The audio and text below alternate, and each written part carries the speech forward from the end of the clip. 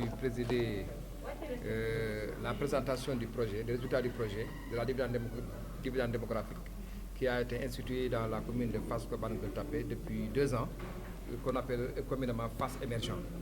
Alors, c'est un projet quand même qui vise à donner des réponses structurelles par rapport à plusieurs questions lancinantes relatives aujourd'hui à l'employabilité des jeunes, aujourd'hui à la santé, à l'éducation et à l'entrepreneuriat. Donc, je vous disais que nous n'avons pas l'habitude d'évaluer souvent nos projets au niveau de Fass-Colobane-Gueule-Tapée. Ce projet qui a été mis en œuvre avec les partenaires, n'est-ce pas, du système des Nations Unies, la commune et l'ensemble des organisations communautaires de base, a suivi quand même pas mal de progrès.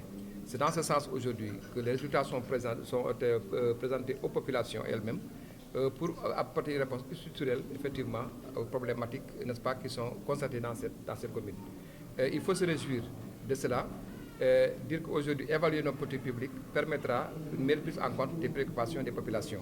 C'est dans ce sens, effectivement, la commune de Fass-Colobane-Gueule-Tapée, étant une commune à forte concentration populaire et surtout des jeunes, aujourd'hui, le projet tel que présenté a vu une prise en compte non seulement, n'est-ce pas, de cette préoccupation, en créant aujourd'hui des emplois au niveau de la base, en formant les jeunes dans l'entrepreneuriat, en améliorant le système de santé et de l'éducation. Donc il y a plusieurs volets qui ont été abordés et c'est l'occasion pour nous non seulement de féliciter le maire de la commune de Gueule-Tapée Fass-Colobane et l'ensemble des partenaires qui nous ont permis en tout cas aujourd'hui de montrer que la territorialisation des politiques publiques ne peut être réussie que lorsqu'elle est prise en compte au niveau de la base. Les résultats qui sont obtenus quand même, vous avez vu que plus de 50 jeunes ont été quand même formés dans l'entrepreneuriat et ce sont des jeunes qui sont diplômés et le plus petit diplôme parmi eux était un Master 1. Il y a aujourd'hui les femmes qui sont formées dans la transformation des fruits et légumes et dans l'entrepreneuriat aussi pour leur propre prise en charge, n'est-ce pas, de leurs préoccupations. Il y a au niveau de la santé, nous avons eu la constitution des unités de santé au niveau de Fass-Colobane-Gueule-Tapée et l'amélioration effectivement des conditions d'accueil par rapport au relèvement des parcours techniques. Au niveau de l'éducation aussi, nous avons vu que beaucoup d'écoles, en tout cas, ont eu à bénéficier effectivement de ce projet par rapport non seulement à l'apport pédagogique, mais à l'apport, n'est-ce pas, en termes de construction de salles de classe et surtout d'équipement des écoles. Donc c'est un projet global qui aujourd'hui a été mis en place avec les partenaires du système des Nations Unies et je crois que les résultats ont été quand même très satisfaisants. Le projet a été, il faut le dire, pensé par le directeur régional du FINIAP en Afrique de l'Ouest et du Centre. Il s'agit de M. Mabiki Ngom, qui nous a approchés puis qui a effectivement vu que la commune de Gueule-Tapée Fass-Colobane représentait un Sénégal en miniature et que plus de 65% de la population était extrêmement jeune, âgée de 35 ans, et que les conditions de développement étaient réunies en nous appuyant sur la force de ces enfants-là, de ces garçons, de ces jeunes de moins de 35 ans. C'est ce qui a fait que ce projet a été lancé et ce projet s'appuyait sur quelques composantes extrêmement importantes qui répondaient au plan Sénégal émergent. Donc c'est devenu un petit plan commune de Fass-Colobane-Gueule-Tapée émergent. Pourquoi on l'appelait Fass émergent.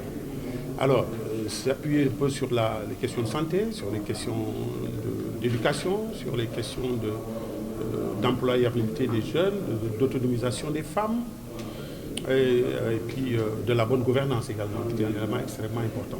Donc ce projet a été lancé il y a 2 bonnes années. On a eu quand même la Covid l'année dernière nous a un peu retardé. Mais nous allons continuer à gérer ce projet. Le FINIAP a accepté de repousser un an supplémentaire. Donc ce projet est initié depuis 2 ans. Et aujourd'hui, on fait une première évaluation de l'ONUDI sur le domaine économique. Et ce qui a fait l'objet de cette organisation de ce matin, de cette rencontre de ce matin, en présence du sous-préfet de Dakar et des responsables du système des Nations Unies, notamment Madame Cécile Compaoré, qui est la représentante locale du FINIAP. Alors le projet, on est soutenu pour 5 ans. Mais il reste évident que c'est des équipes du conseil municipal, c'est des équipes de la mairie, c'est des équipes composées des membres de la population qui gèrent le projet et qui ont continué à gérer le projet après avoir reçu la formation adéquate. Ils ont été formés. Tout à l'heure, le préfet vous parlait de 25 jeunes opérateurs, jeunes qui ont été formés pour la formation des jeunes et qui sont arrivés à faire comprendre ce qu'était le sens du projet, qui vont animer le guichet unique qu'on va mettre en place pour préparer les jeunes à préparer monter des projets. On va les former, on va formaliser les projets déjà, on va les former et ensuite on va les financer parce que c'est tout un ensemble qui compose ce projet-là. Il faut se satisfaire de la formation de ces 25 jeunes qui avaient la responsabilité de former d'autres personnes pour qu'ils comprennent un peu le sens de l'entrepreneuriat, qu'ils comprennent que la réussite passe par une indépendance économique. Ça, c'est quelque chose qu'on ne sait pas évaluer. On ne peut pas l'évaluer en termes de monnaie ou d'argent. Mais je pense que sortir sur le terrain et voir le succès que ça a apporté, c'est juste des résultats qu'on ne peut pas chiffrer.